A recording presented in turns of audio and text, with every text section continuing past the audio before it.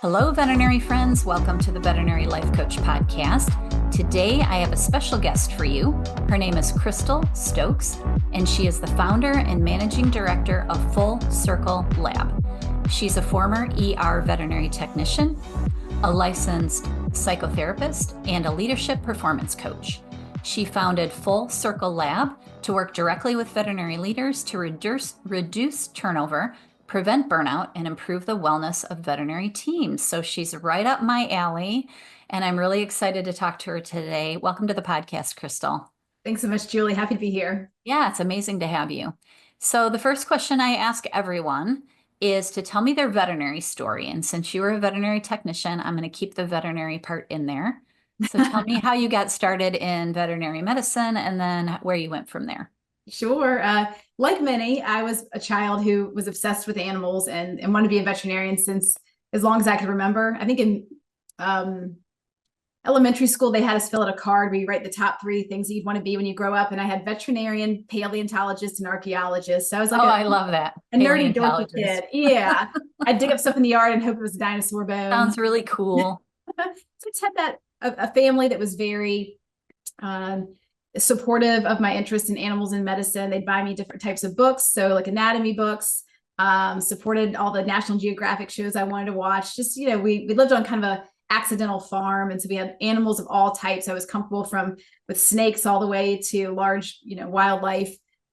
So that was my interest. Just I wanted to learn medicine and help animals. And I was very single track minded. So I went from high school to NC State. My plan was to go to undergrad NC State and then go to their veterinary school.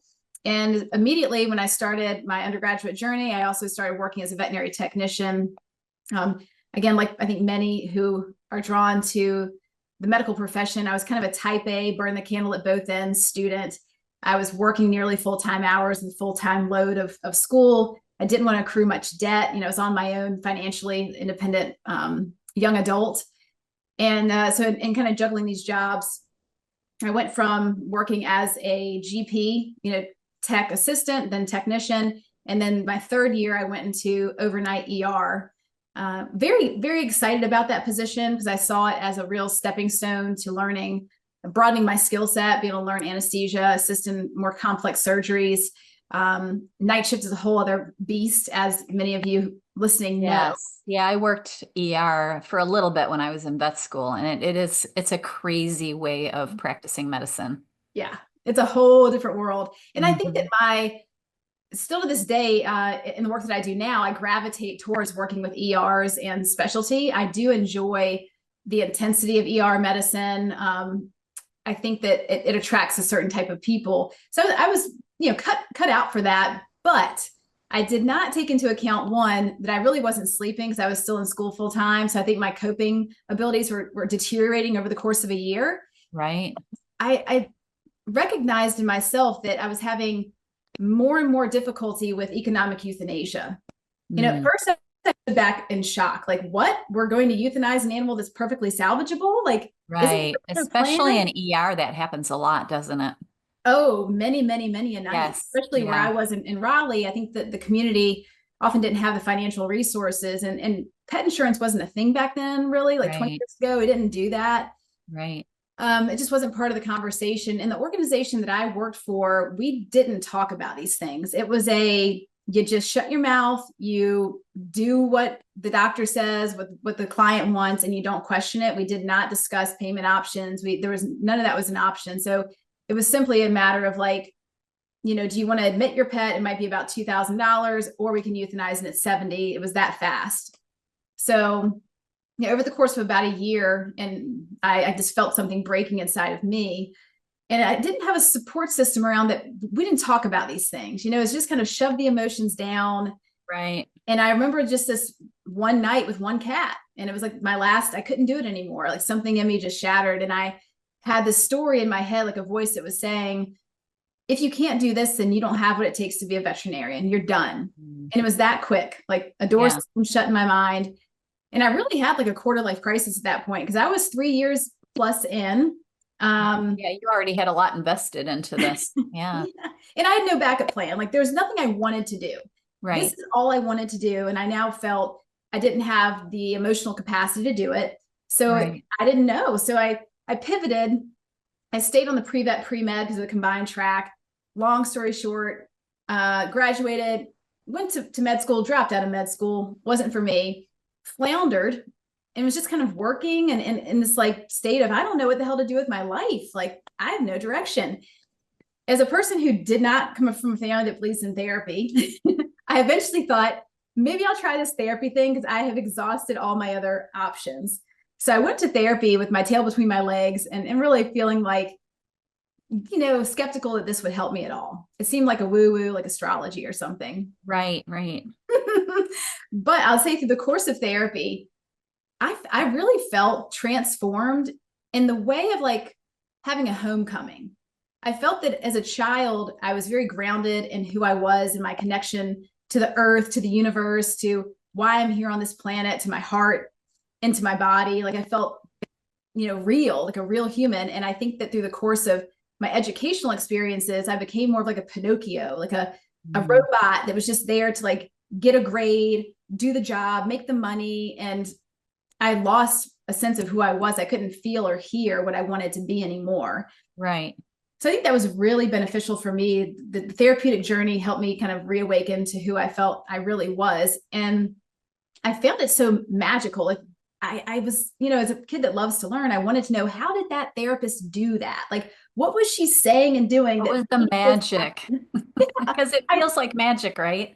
When it you get does. coached or you go through therapy and you start to feel better, it's like magic. Yeah, it is exactly like that. So I had to know. And I remember sitting there with my therapist, about 3 years of therapy. And I said to her, Deborah, I finally know what I want to be when I grow up. And she's like, well, what is that, Crystal? And I said, I want to be a therapist. And I didn't even feel over her chair, like, whoa, she didn't see that coming. But that was it. That was my path. Right. And so very quickly, like, again, things go fast when you know what you want. So that's how I ended up in Palo Alto in California from the East Coast, and loved grad school. It was extremely hard for me because it's not really like a type A thing. Like it slows you down. Like grad school, to become a psychotherapist, you have to do a lot of your own inner work, and it's different than the hard sciences. And it was not a skill set that I It was wasn't like actually good at. cramming all the memorization into your head and spitting it back out like we all did in vet school. Like cram it No, and spit it out, they cram it don't and like, spit it out. they'll bust you on that. Like, no, Right. that's not how we Yeah. do it. So I think my first year, I really struggled with like sinking into that. I was kind of resistant. I'm like, just tell me what Yeah. you know I'll do. Like, tell me the therapeutic technique. Give me the facts. Technician. It didn't work. But I think I came out of the other side of that. A deeper practitioner and clinician. It really gave me a more balanced set of skills and just even my own disposition to bring to helping others.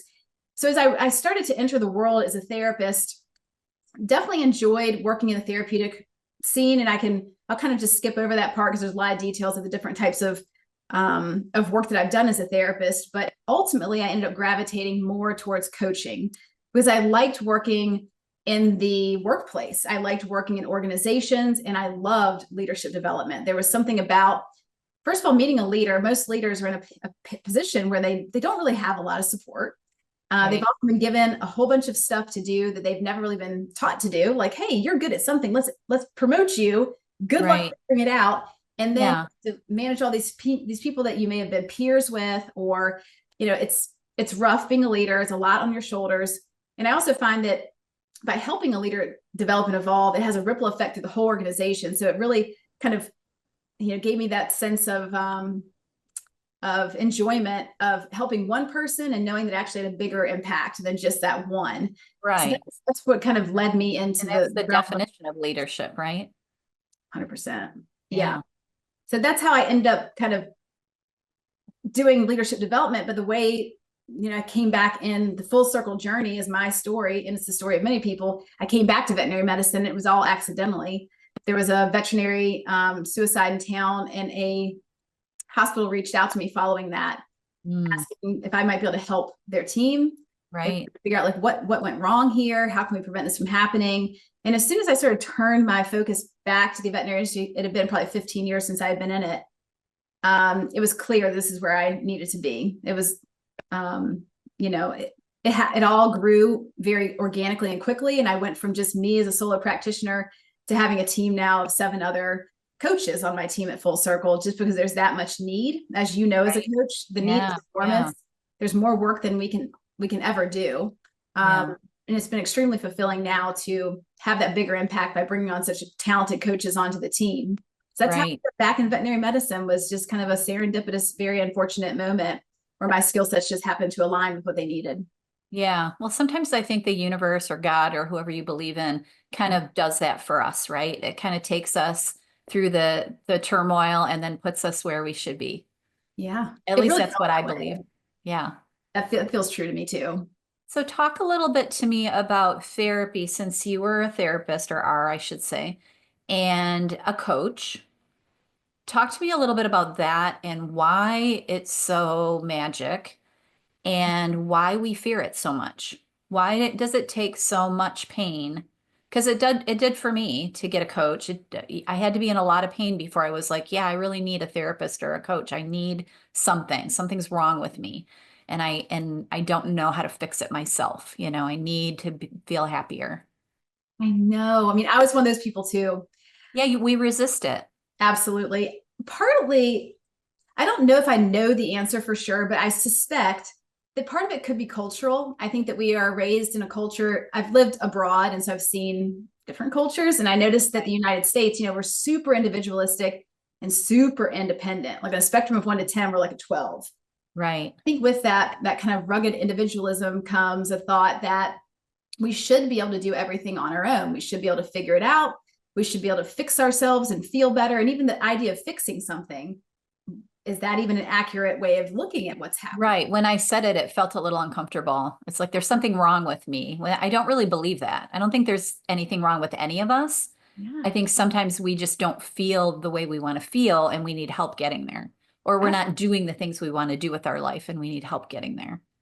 Totally. I mean, it's tough. I think that we have a kind of a filter through which we're looking at things, that we may have inherited that filter. It may have been generational. It could be the culture that we live in, whatever.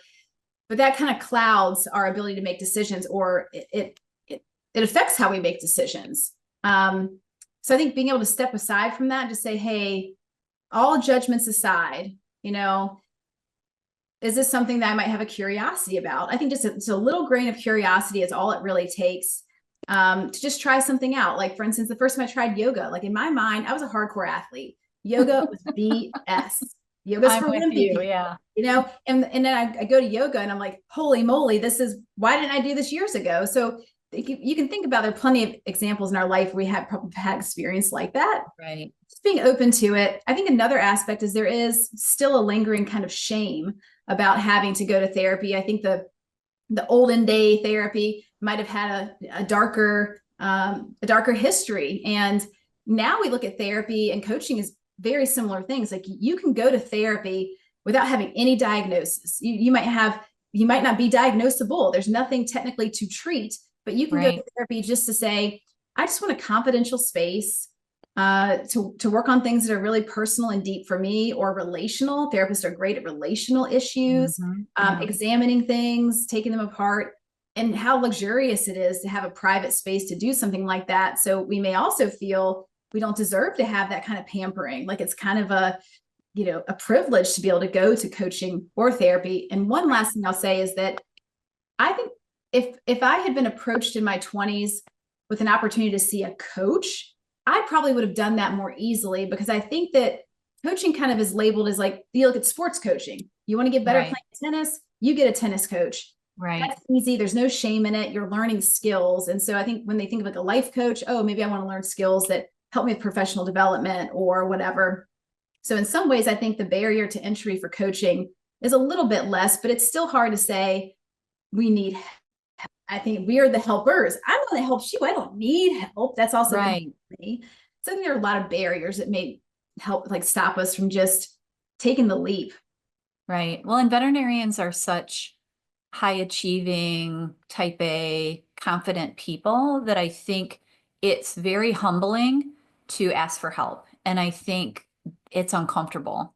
Right. And I've coached people and they're like, oh, I feel so stupid. It's like, oh no. I'm like, everybody, like I've gotten coached many times, and little light bulbs go off over your head Yeah. with a coach, and you'll be like, oh, now I get why this is happening for me.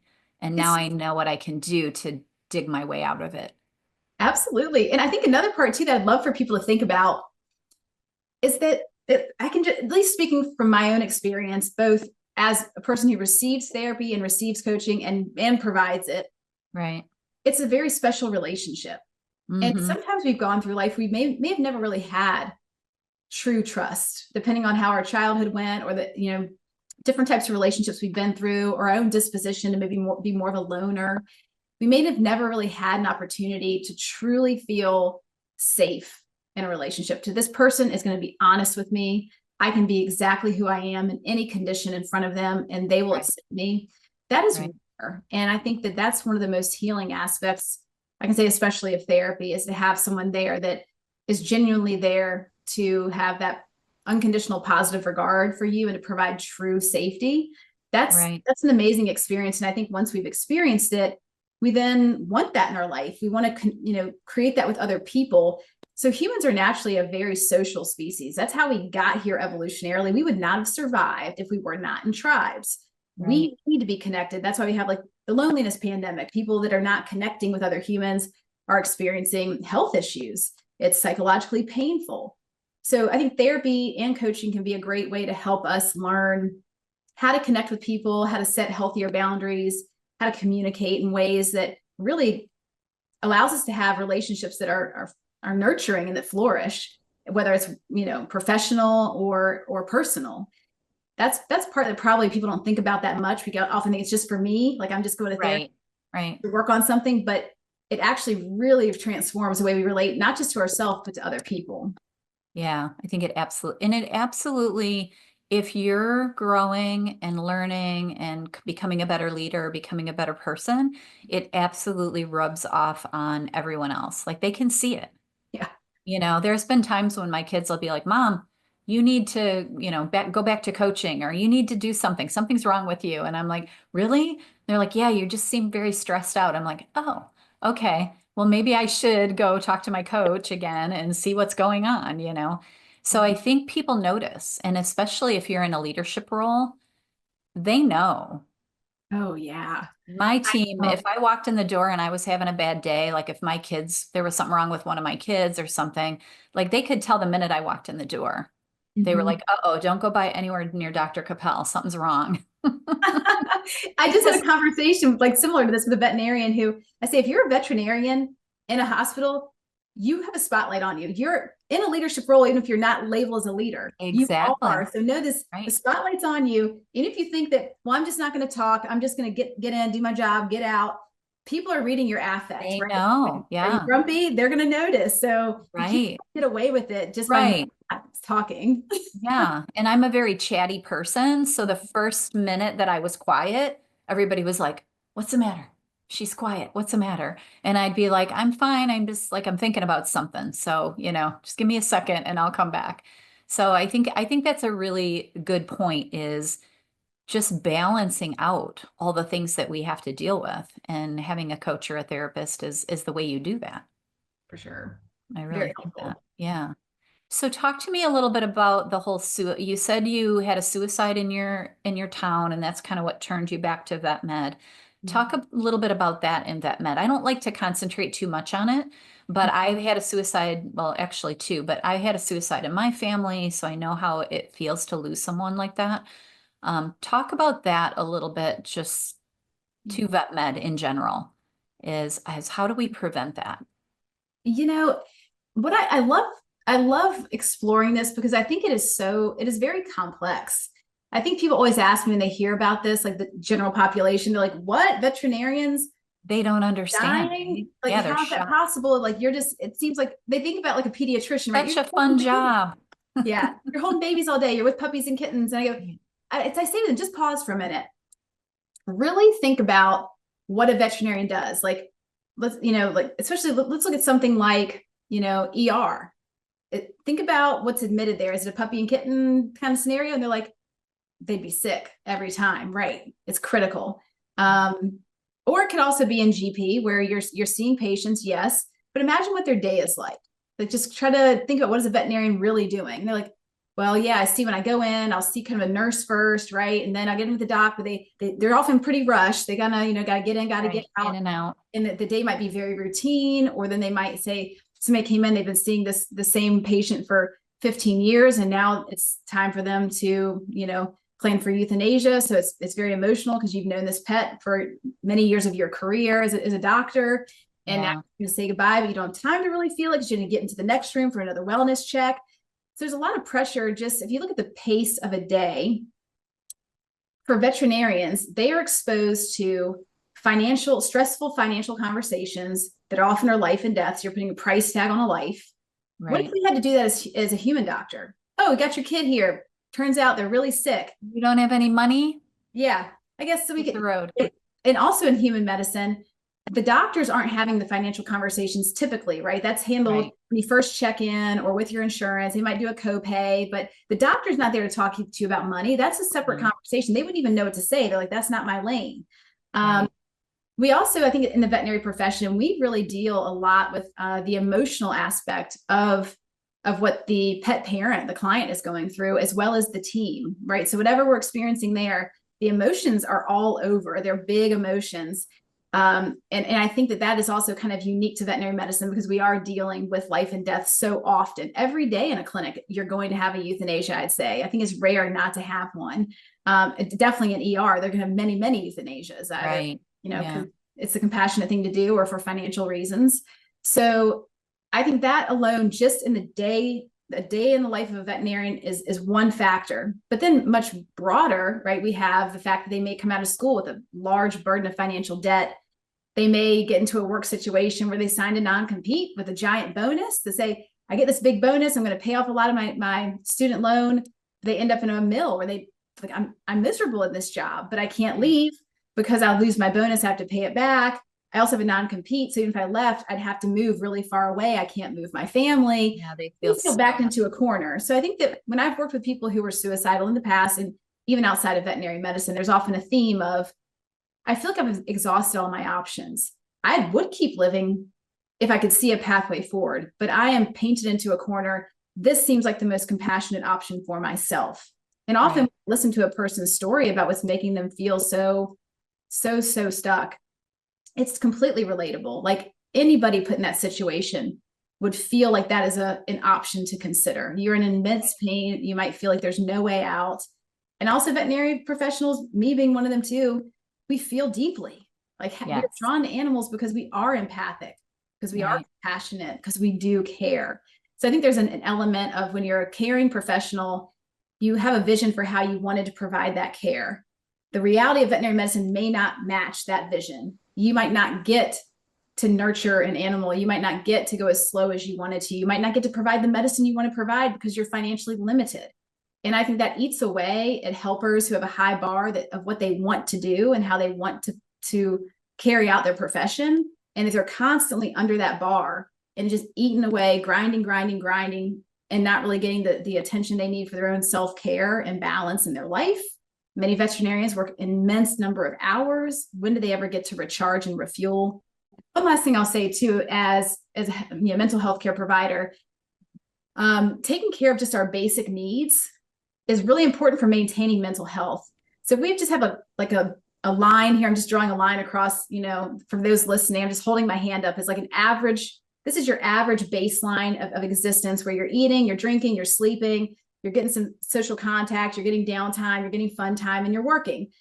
And when we have things that start falling off, like we're not sleeping well, we're working too much, we're eating crap, we're not hydrating, you never see the sun, you don't get to spend time with friends, you drop below your baseline. And that means you can't cope with stress the same way. That's what happened to me back when I was a technician working night shift and going to school during the day.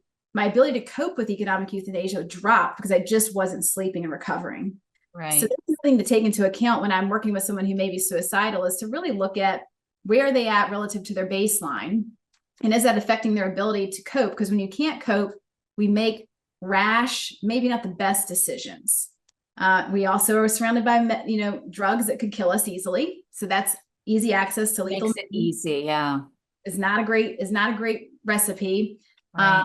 So I'd say those are some of the. I'm not hitting them all, But those are some of the things that I look at when I meet someone who is feeling suicidal. I think it's really important to understand the factors they're facing, and to look at how we can get some care on and some safety measures put on board immediately to give them time to get back up to baseline to and get them support. Like people need. Right.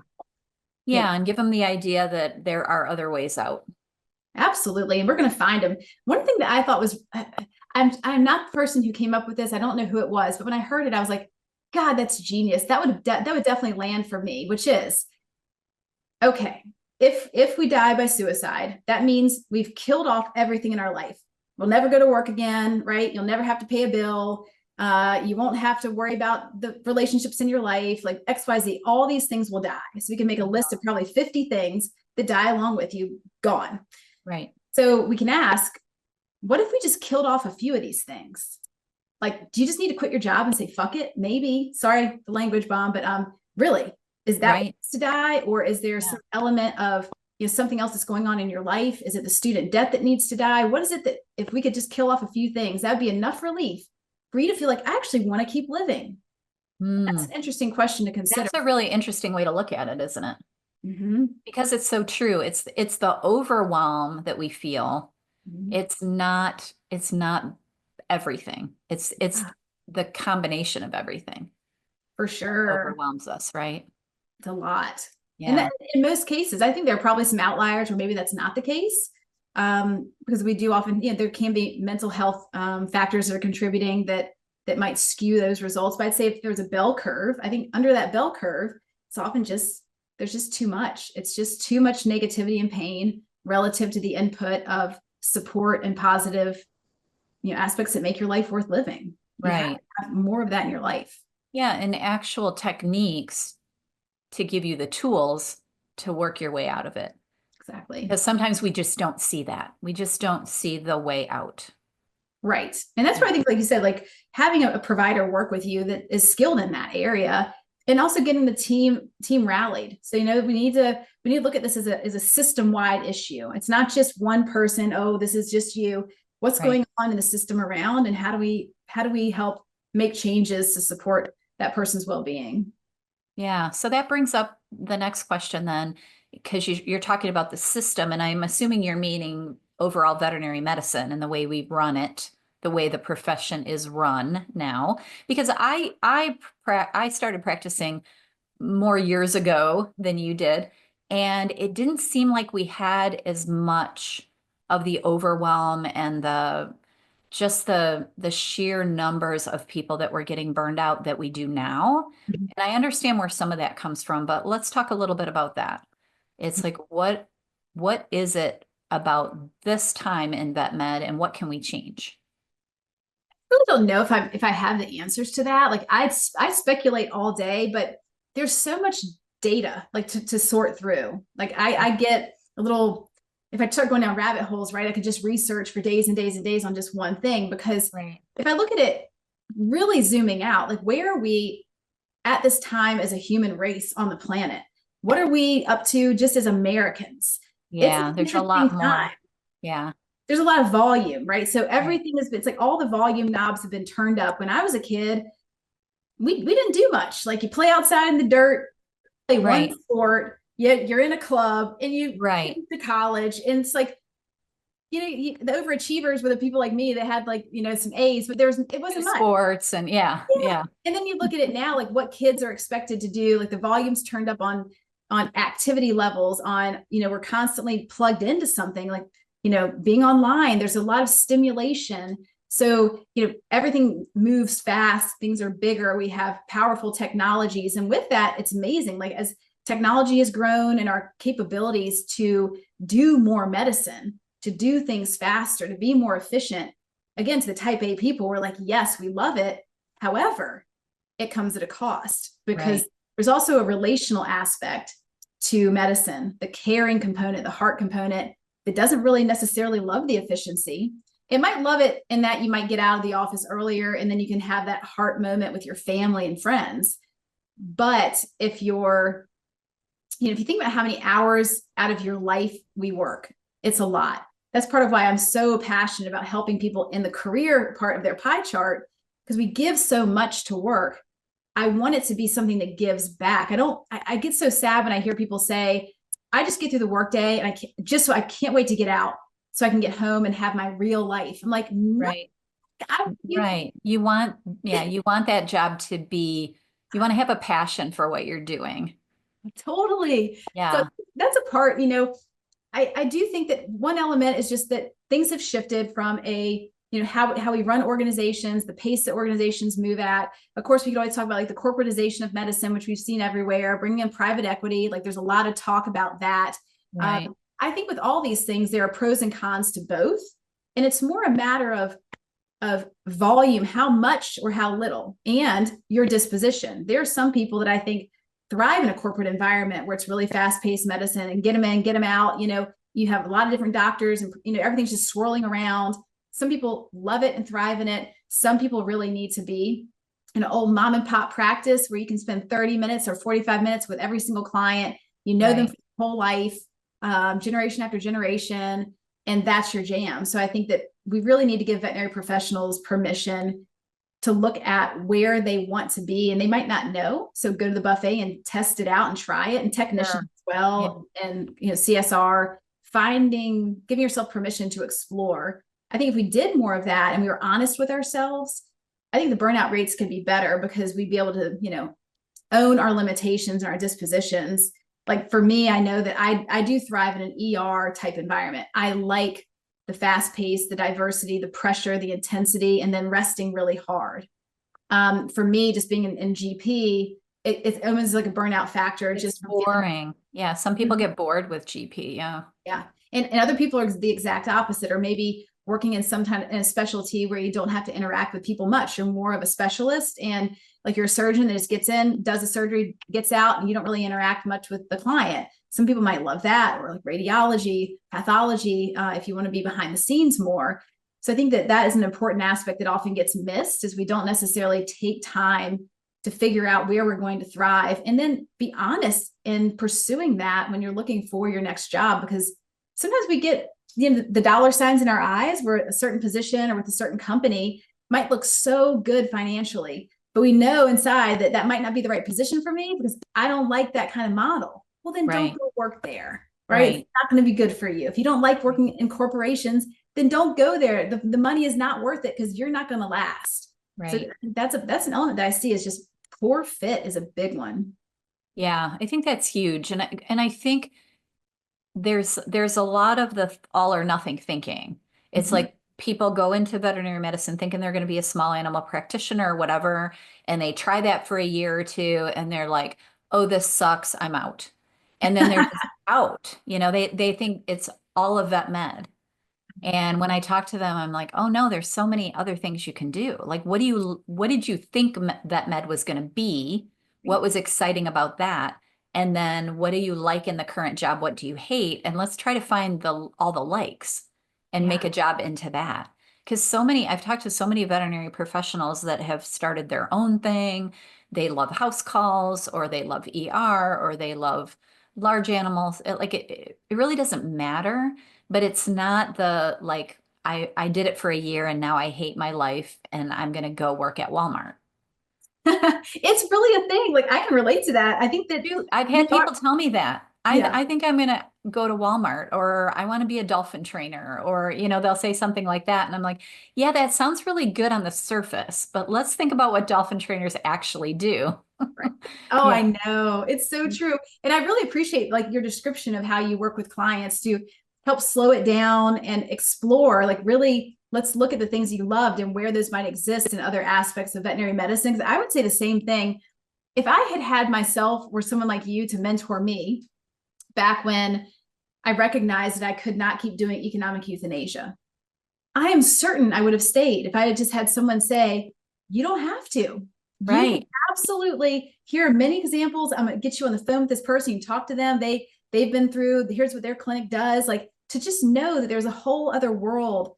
I had no idea. And I think that I didn't even know how to find it. Like the internet was just budding back. I don't think it helped much, but well, and sometimes the internet makes it even more overwhelming. Yeah, good point. Yeah. I mean, veterinary medicine is so broad. I think anybody listening today, if you're experiencing that thought of like, maybe this industry just isn't for me, I'd really encourage you just to reach out and have a few conversations. Just give it have a couple chats to just feel it out, because you would not believe how big this space is. And I really feel like you really can navigate around the things that you just don't want to do and find your sweet spots, whether it's kind of on the industry side. There's the pharmaceutical side. There are, more in the leadership operational, if you like the business components. There's so much going on in vet med. So I really would encourage people just to stick it out a little bit longer. And I'll say one other thing that I see a lot of, I don't know if you've seen this, but I think that the transition into motherhood is quite hard. Yeah. Like figuring out what to do after that. Because I think we go into it thinking, okay, I'm just going to do it. I'm going to do my mat leave. I'm going to get back in there. And then you have this child, you're like, oh, and crap. then you're trying to see clients and pump breast milk and Yeah, run exactly. to the daycare because your kid's sick. And like, I went through all of that, and it gets absolutely crazy. Yeah. So I think that's another conversation to have, because I've heard many lament, and more, I think on the corporate side, when I'm in the corporate conversations of like, oh, so many of these women that we bring on, we just lose them after they have a kid, they're gone, or they only want to work like a quarter time.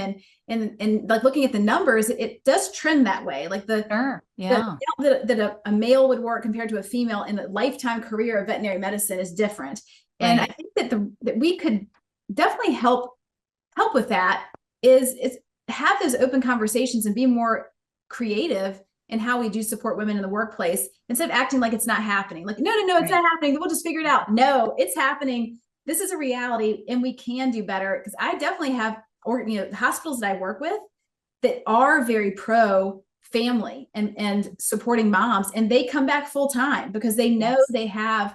And it's not easy to do. I can hear people like kind of in the corporate spectrum Very hard. Yeah. right now. It's not easy to do, but I think it's worth considering if we want to have women stay and feel like they are doing the work they love and they are born to do. We do need to consider the other elements of the pie chart of their life, and how to especially to just the baby phase. There's so much that, that it's not forever, but can we at least help be more flexible during that phase, because it's all consuming and we have to recognize that. Right. Yeah. Well, and one of the reasons, I mean, I always wanted to be a hospital owner, but one of the reasons that I really did it was because I wanted to have the freedom to do whatever I wanted to with my family. So as a hospital owner, I could say, okay, my kid's got a thing tonight, so we're closing early, or I'm leaving early, or if we don't have enough doctors, the places, just making those decisions for the family and also doing the same for my employees. And so that was one of the reasons that I wanted to own my own practice. And so I do say that sometimes to veterinarians, if they've never really wanted to be a hospital owner, maybe there's something out there that you can do to own, so you can make those decisions for your family. Maybe it is a house call practice. Maybe it is, lap of love or something like that, where you just do euthanasias, and then you can kind of, juggle the family time around the veterinary time. But just being creative with the life that you can live in vet med and not necessarily have to leave. I agree. Yep. Or if you do, maybe it's just a temporary, like a little hiatus.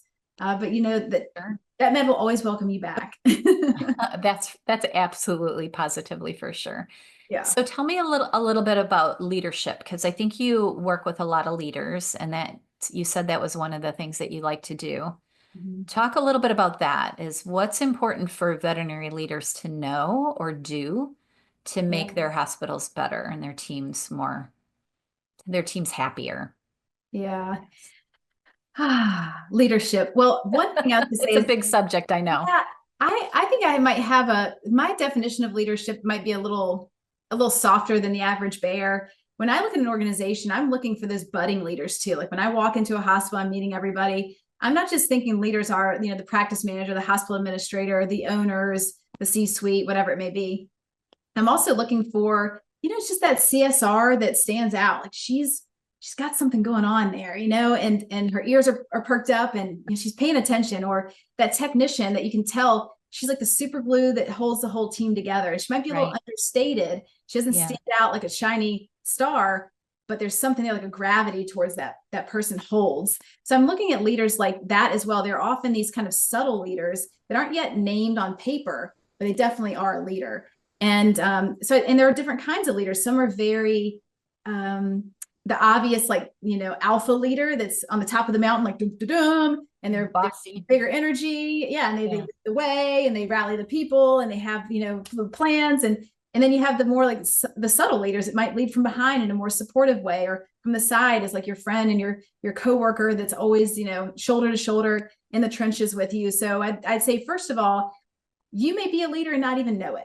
Okay. Like if you're influencing and supporting others and helping grow and mentor and teach, that's leadership right there. I think teachers are natural leaders. Mentors are natural leaders. So that's a little bit of a soapbox I'll kind of step away from. And when I look at leadership in an organization, why it matters, and what you can do within an organization, I think recognizing first, in my opinion, and it could be wrong, but I feel I don't think anyone will attack you. So I really think it's about learning to put relationships first, and everything springs off of that. I often see leaders come in like, we just need to hit these numbers and blah, blah, blah. Like they're all about the operational. And I was doesn't work, right? Same. I was the same. I was in 3 operational positions, and it took me some hard knocks to learn that approach, it works superficially, meaning people will do what you say because you are in a leadership position. So they will do what you say to do. But as soon as you turn away, they might not, because there's not a relationship there. Like, and they're not going to go above and beyond, right? They're not going to take initiative if they feel like you're constantly micromanaging them. Exactly. So I think that first, as a leader, is just allowing yourself to budget in time as a requirement to connect with your people. And I'm not saying you be best friends with people, but you do need to establish trust, that psychological safety. You want to be consistent in how you build those relationships. So I am always the same. Like, the reaction you'll get from me. These are the boundaries we hold. This is our code of conduct and how I will uphold it within the organization. These are the values of our company and myself. And this is how we live them.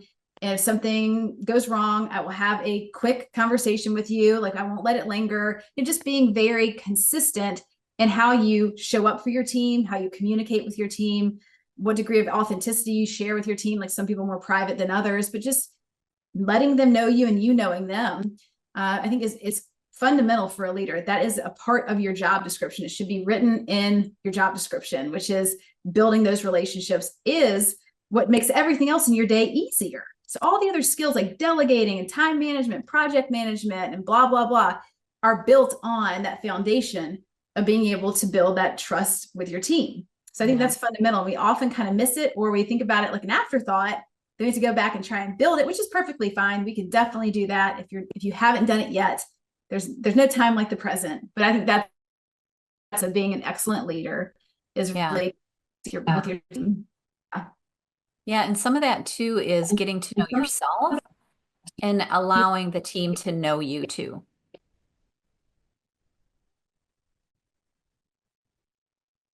Uh-oh, I lost your audio. Hang on a second. You're cutting out. Something's wrong with our audio.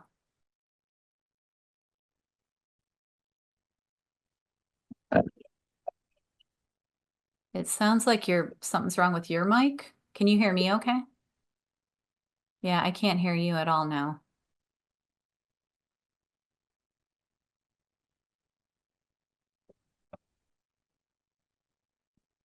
It's getting hot in my room too. Is that better? Oh, there you go. Yep, now you're back. Great.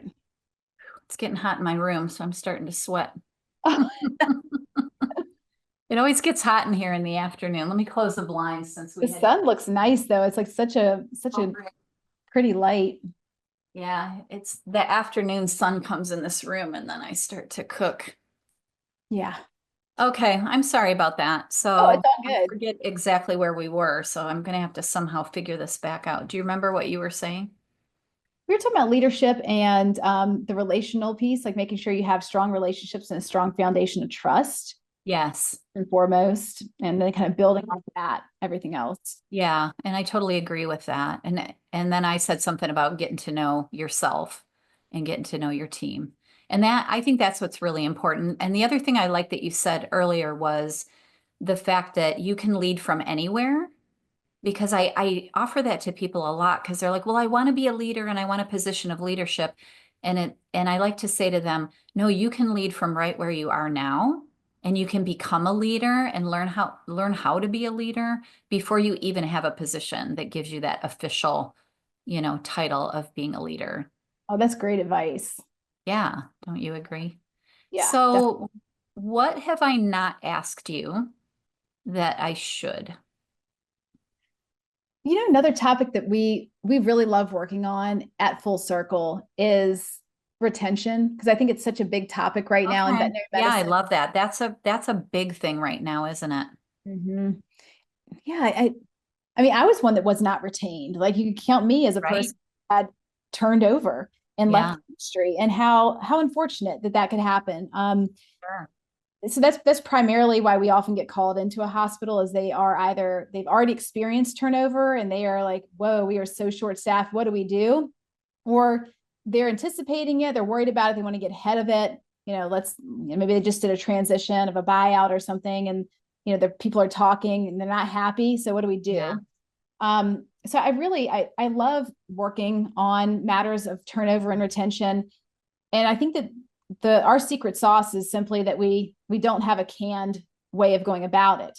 It's kind of like a treatment plan. So, as a psychotherapist, if you came in to see me, I would never just, use the same modality for everybody. Like, oh, like we're just going to treat everybody the same way. No, like you don't. It You doesn't work. definitely no, you have to run your diagnostics. So definitely coming into a clinic and diagnosing like what's actually going on here. And so there are a variety of ways to do that depending on how much data a hospital has. If they have survey data they've been running, like they might do exit interviews, they might do EMPS scores, like how satisfied are our team members. They have years of data that I can look through and sort of see trends and patterns. Those are always great if they have them, but many organizations don't. So we could just start now and try to get a finger of the pulse through surveys, because hopefully people will feel they can speak freely and honestly. And I also really enjoy conducting one-on-one interviews, which is where I get way more information. Like the survey can help inform what questions I might It ask. They gives you start a to tell, general overview of the hospital. yeah, it narrows Yeah. it down. Like if I'm looking through all the surveys and I keep seeing the same themes, I'm like, I need to see someone one-on-one. I might angle a couple of Right. my questions in that direction to try to deepen the data. So once we have the data deepened, and then it's really meeting with the leadership team and other people that are, I think, rising leaders, to start talking through, like, what are you seeing? Like, how do we make sense of all of this? Like, you have all these sticky notes on a whiteboard, right? How are we going to organize it? And then I'll come in with recommendations where we at Full Circle can help, and also other suggestions. There are things that are outside of the scope of what we offer, but say it's like technology, right? They're really way behind and they're behind on notes all the time. They've never used a scribe or any services like that, or, they're, their telephone system is just old school, and they're just frustrated with how they transfer calls, just little friction points that add up. And all of a sudden you see it's like a big gaping hole that was made by many little things. So trying to also connect them with solutions that might be outside of Full Circle, or help them find those solutions. And if we can help, generally the way we help support retention is mostly through leadership development coaching and wellness coaching, which are two separate things. Like you and I kind of talked about both bleeding together. With the wellness and well-being Right. side of it is really, how do you support your humans? And that can be one-on-one as well as group workshops of, what are you all putting together that helps keep humans healthy, recharged, they can come in here and kick butt. And I'll kind of preface this by saying, you probably have gotten a flavor from me by now that um, I'm all about people working really hard. I am like, I am a push that gas pedal down. Let's get her done. Roll up your sleeves, get dirty. You want to come out of it like you just played a rugby match, and then you go home and take a shower and fall into bed and feel great about it. Like, I like that. Right. I like Yeah. super efficient, super high functioning teams, rock it. So I think that sometimes there's a misconception that wellness subtracts from our efficiency. Like, we're taking time to have coffee breaks and, like, Yeah. like, Yeah. do a facial, and I'm going to work 3 hours a day. And like, that's not really wellness, in my opinion. Like, Right. Well, because there's something rewarding about working hard. Like yeah, there's something rewarding about a really difficult situation handled well. And yeah, you lose that if you're eating bonbons and putting your feet up because you need a wellness break. So I totally agree with you. And that's a little bit, that shows my old school thinking. But I think you can have both. You can You work can. really, really hard, and Mhm. then you can play really, really hard. And that's what makes it interesting and fun, I think. 100% I agree with you. I'll piggyback on that and say a lot of what we are teaching in our wellness coaching is resilience. Yeah, So by knowing yourself and knowing how you recover and what you need, it gets so much easier. Like for me, learning how important sleep was for me. I never realized it. I totally was like, I'll sleep when I'm dead. That was a huge mistake, huge mistake. And now yeah, all I do is kind of optimize that, and so many other things just fall into place. That's one big one for me. So just right, knowing kind of what are your several pillars. If you can just keep them, they don't have to be optimal at 10 out of 10. They could just be, 7 or 6 or whatever, 8 out of 10. That's good enough. And you feel pretty amazing. Like, what are the ratios that you need? Is that pie chart again of life, of the time with the family and friends, or the time in nature, or time with, spiritual practices?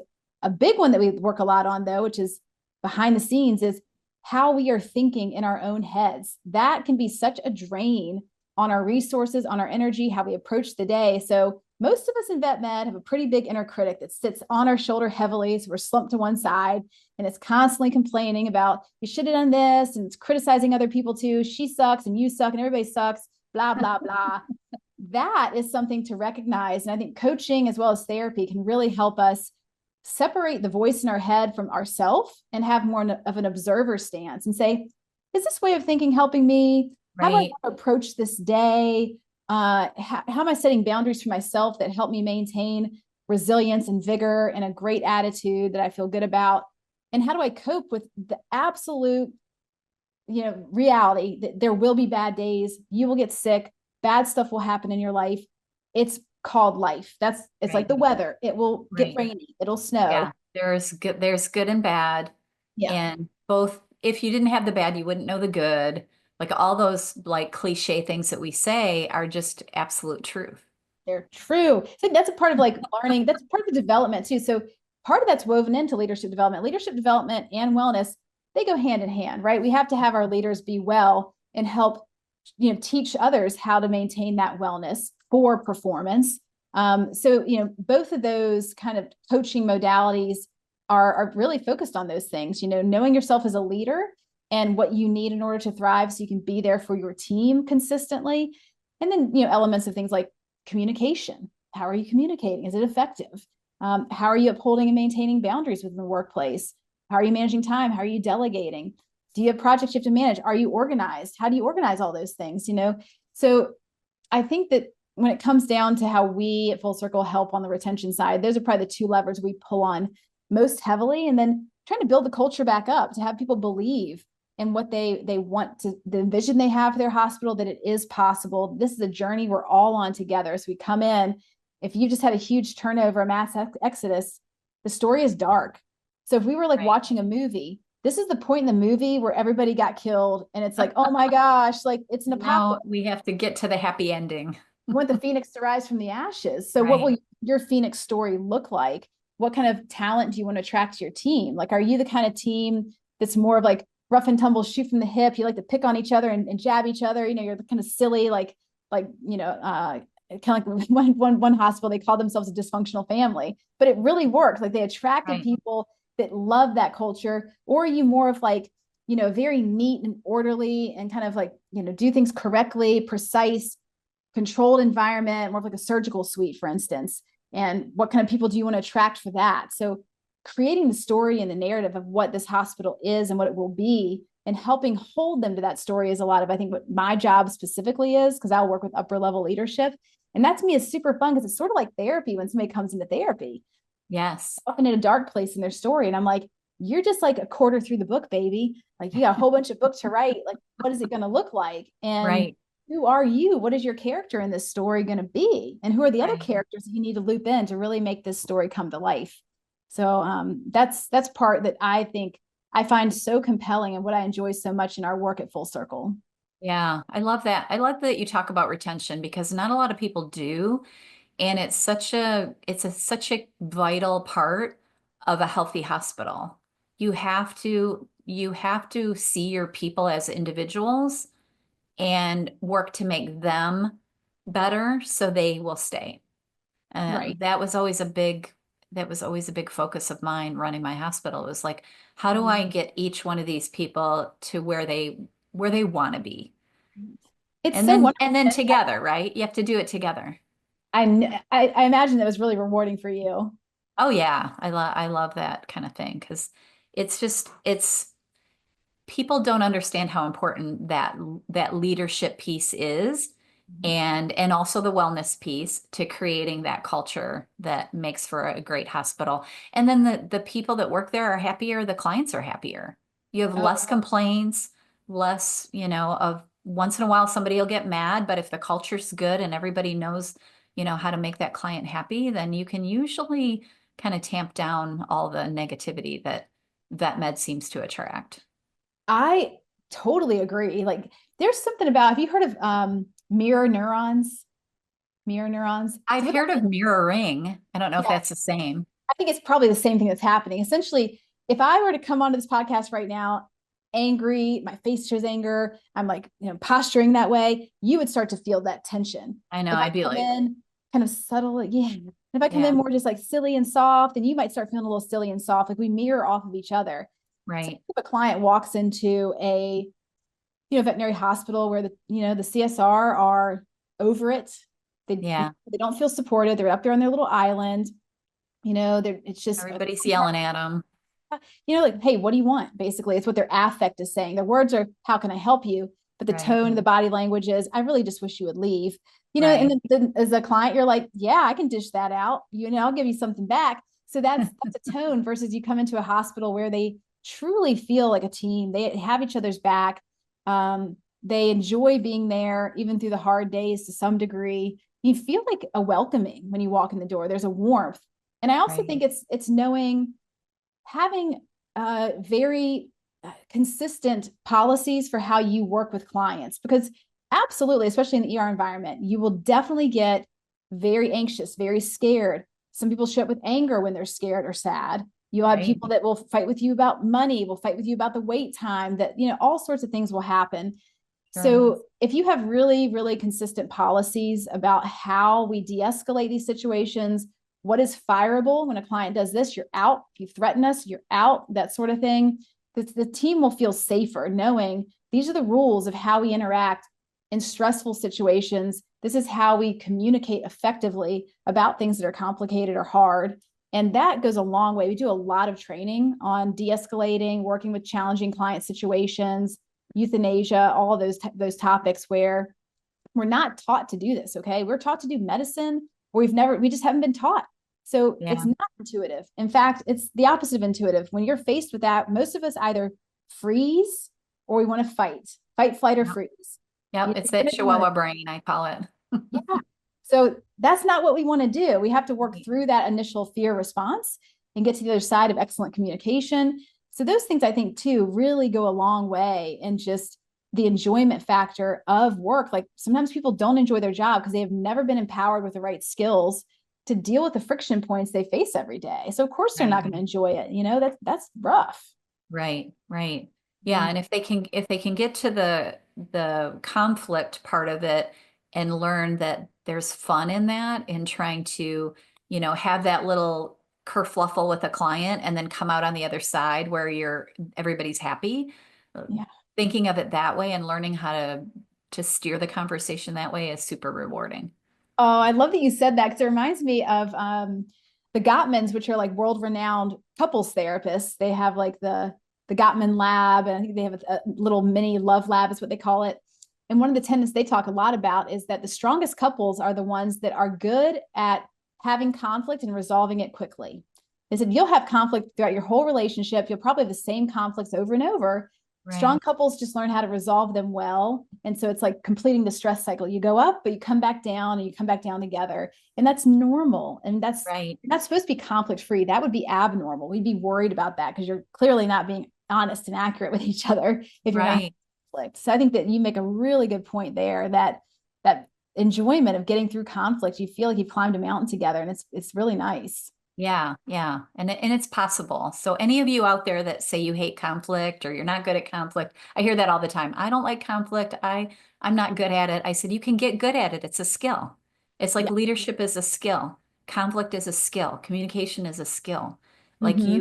you can get training on that and get better at it. There's a real formula to it. Like once you Mhm. do the training and conflict Yeah, it's not resolution. a personality flaw that you have the talent or not.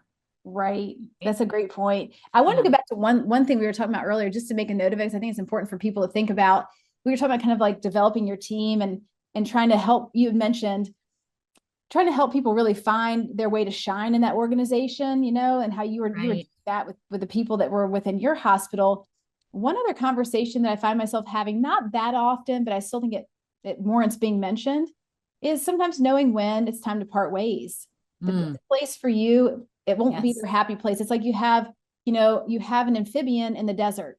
It's not going to do well in Doesn't the desert. work. No. Right. And sometimes letting them go and saying, I'll write you a great recommendation. It's just time for you to move on. Like you're Right. not thriving here.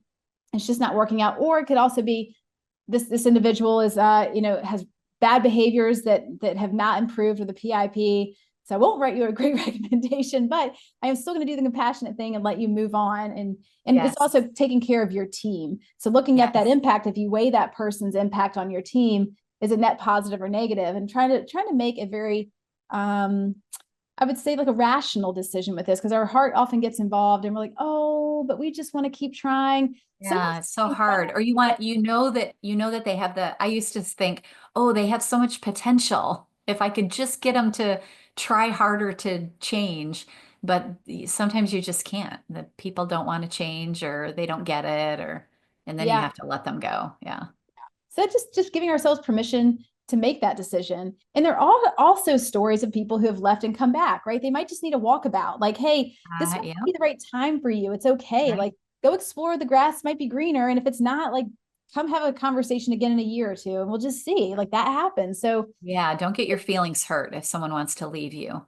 yeah, Yeah. absolutely. Be open to that. Oh, okay, try that. And if a lot of times that happens, people will leave thinking it's going to be better somewhere else. And they're like, oh, that place wasn't so bad. Can I come back? It's often like that, right? You don't know But you until don't want to burn that bridge. right. Yeah, I Yeah. love that. Hmm. Well, this has been super fun and we're getting a little bit long. So, is there anything else that we should say? Or because we can always do this again. I'm sure we can come up with a lot of things to talk about, and I'm always happy to have you back. But why don't you tell people where they can find you, find out more about the Full Circle Lab? Yeah. It's called Full Circle Lab, not the Full Circle Lab, right? Correct. No, Full the. Circle Lab. Okay.